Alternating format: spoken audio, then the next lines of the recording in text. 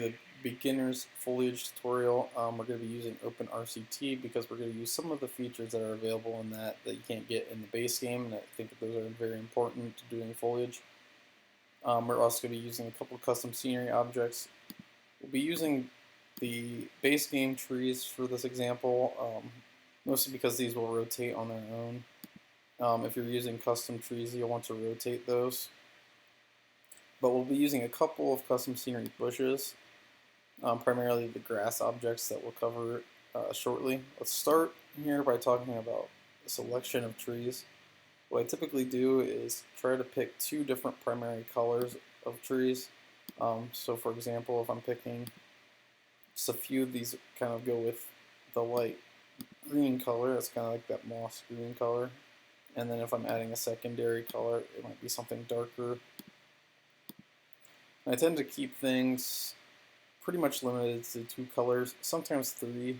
One tree that I really like is this common Juniper Tree here. It adds a third color. It's also quarter tile, so it's nice for a lot of purposes, but it adds just a tiny little bit of variation without really messing up the shape of the rest of the trees. As we start getting into more and more different types of tree colors all mixed together, so I'll do a small example of that. Maybe something like this. Something like this. You start to lose the actual shape of the trees and all this variety of colors that you have and different textures. That's why I try to keep it pretty straightforward. Just choose a couple colors, and then that preserves the shape of what you're doing with your foliage. Which is kind of the goal, is to do something more interesting than just filling areas with foliage, is to give it its own shape so it adds its own extra interest into your parks. So the next bit I want to cover is the shrub selection. Here I'm using a couple of custom objects like I mentioned with the grasses, and then these are some base game shrubs. Here are some extra ones, but we'll only use a few of these for example today.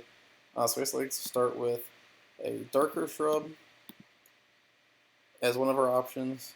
Also going with one lighter shrub. So here I'll use the fern object. This is a custom scenery object. So that would be our second shrub, and then one grass I typically go with. The grass is optional depending on what you're kind of doing. But in general, I try to use at least two different types of shrubs that have some contrast between the two. So I want to talk about grass on its own. There's a lot of different grass objects. There's actually more than what I have here. The general idea of grass is this generally goes on the outside of where your foliage is. So whatever your shape of foliage looks like, might be a big section here, the grass kind of flows out from that as it goes into the coloring of the land textures. There's actually a smaller grass object than this that you can use to really blend things out. But the goal of what you're doing is to use a thicker grass object following by a thinner and thinner grass object that surrounds that to kind of blend that into its own shape. When you come out with something like this, which is square shape, and you have this on the edges, you start to get into like a checkerboard looking shape, and then that's a little bit less organic than smoothing things out. Okay, and the third and final thing I want to cover in this kind of basic tutorial is the most common way that people do modern foliage, and also throwing in some of my own approaches to that basic way to do foliage. OpenRCT is great because it has its paintbrush tool. It's probably the most interesting tool that they added to this. With this, I can click and drag into a shape and color the land textures. It helps to get more of a smooth looking appearance to how I'm coloring the land textures versus doing something like this where I'm just putting things down individually. It looks a little bit more choppy than if I use one smooth fluid motion with my mouse or trackpad, whatever you use to play.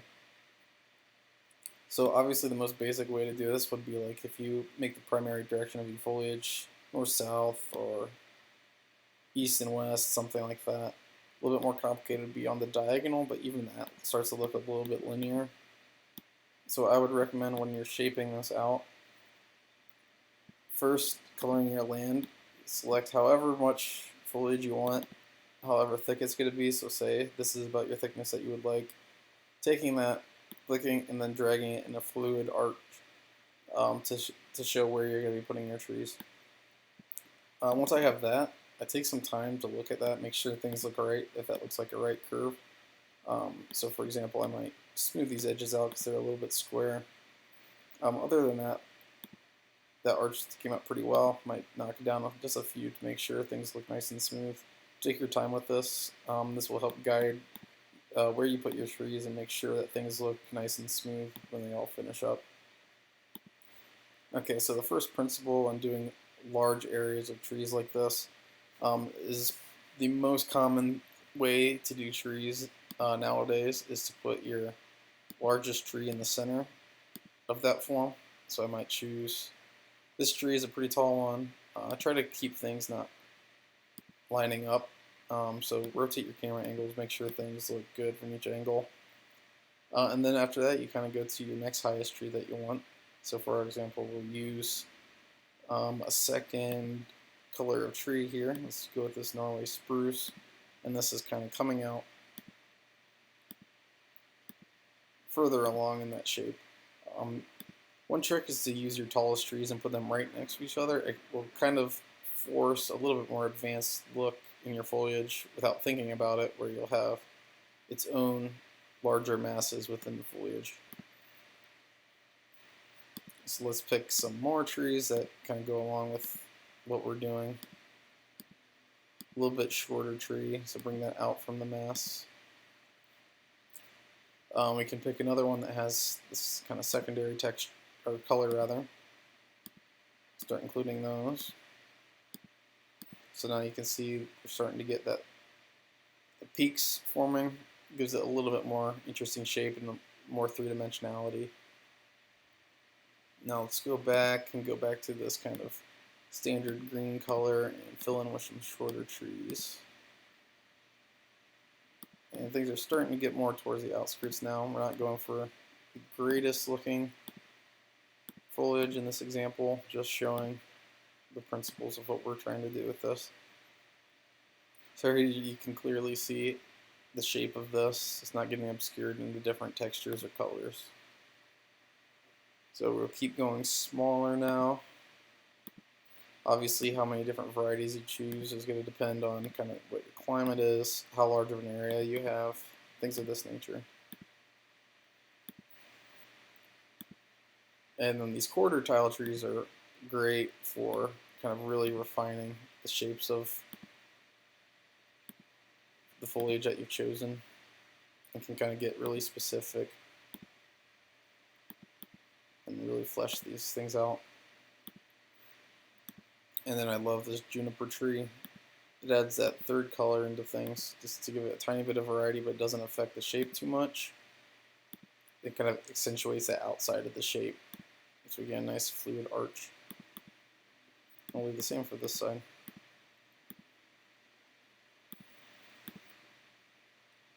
Something like that. Okay, so now that we have our trees, let's go in with our shrubs. We'll use the same two that we had mentioned earlier. For this example, I'll just use this scatter tool to make things a little bit quicker, make it pretty thick. Nowadays we see these big, thick patches of foliage. That's because it shows a nice shape, looks a little bit nicer than having things scattered around. You can't get away with sparse foliage. They're a little bit more challenging. You got to be more careful with the shape of your shrubs. But if you're looking for just a basic kind of plug and chug method, doing something like this is always going to look pretty decent. So let's fill in under the trees. I like to go darker under the trees predominantly, as you'd expect more shade there. So just continuing with our shape that we did. Sure you're rotating your views so you get everything filled in nicely.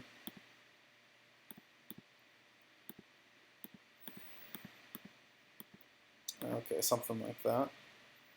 And now we'll keep this straightforward. We'll go with a grass texture. With the coloring, I like to use either the moss green or the dark olive green, and also the tan if you're going for more of a dry, dead grass. For here we have this sand on the outside, so I'll go with a moss green, something in between. Again, as you come in with grass, you're more focused on the outside of your patch of foliage.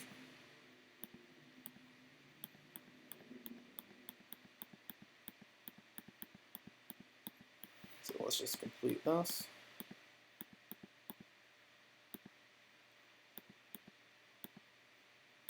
And here I have some overlapping objects. That's because I'm using zero clearances and using the scatter tool, but normally you would use just placing single objects to get things exactly where you want it.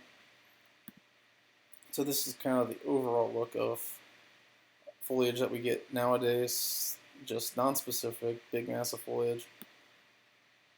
The last thing I want to do is a neat little trick is sometimes you get these zigzag edges where you recolor the land, especially with something contrasting like this. So the thinner areas of just shrubs tend to just knock those back with the base land color to give things a little bit more of an organic appearance.